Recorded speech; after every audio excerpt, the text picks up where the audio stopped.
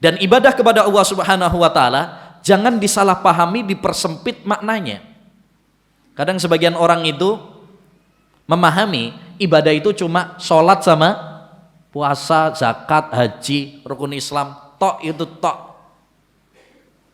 Ini pemahaman yang keliru, pemahaman yang sempit. Ibadah itu luas. Disebutkan oleh Syekhul Islam ya dalam kitabnya Al-Ubudiyah, beliau menjelaskan tentang makna ibadah.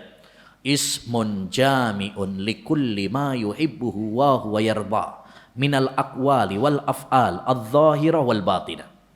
Apa itu ibadah? Setiap ucapan dan perbuatan yang dicintai dan diridhai oleh Allah Subhanahu wa taala. Baik itu amalan yang nampak maupun yang tidak nampak, yaitu amalan hati. Itu namanya ibadah.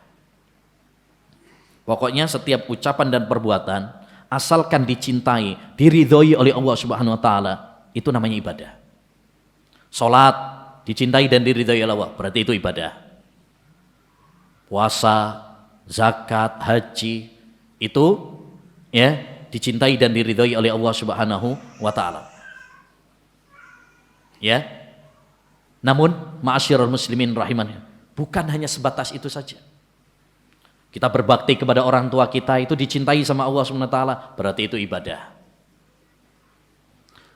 Seorang suami, seorang ayah bekerja mencari nafkah, itu juga ibadah karena dicintai dan diridhai oleh Allah Subhanahu wa taala.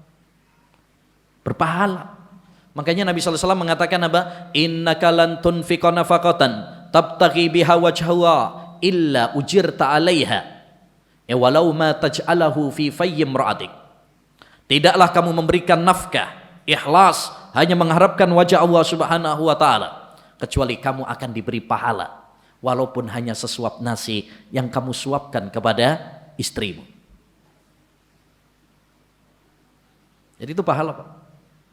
Kita berbuat baik kepada orang, kepada tetangga, kepada teman, berakhlak baik, itu juga ibadah. Khairun nas anfa'uhum linnas. Sebaik-baik manusia adalah yang paling memberikan manfaat kepada orang lain. Jadi apapun perbuatan yang dicintai dan diridhai oleh Allah Subhanahu wa taala, itu namanya ibadah.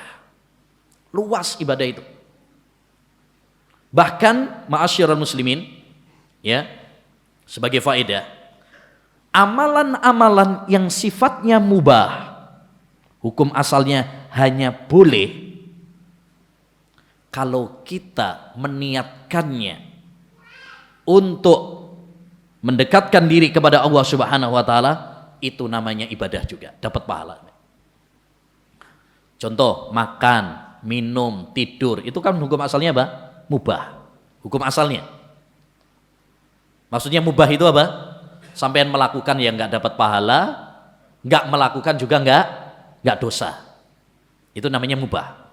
Tapi kalau sampean meniatkannya untuk ibadah kepada Allah, mendekatkan diri kepada Allah Subhanahu wa taala sebagai sarana ya ibadah kepada Allah, itu juga ibadah. Contoh misalkan kalau orang makan, minum, dia niatkan, saya makan minum biar nanti kalau sholat apa? Kuat. Saya makan minum ya supaya nanti pas pengajian nggak ngantuk, nggak lemes. Nah itu ibadah juga, Pak. Apa tambah lemes? Kok tambah ngantuk enggak? Nah, jadi ma'asyiral muslimin itu. Dalilnya apa? Ya, dalilnya Rasulullah SAW pernah bersabda, wa fi bud'i ahadikum shadaqah.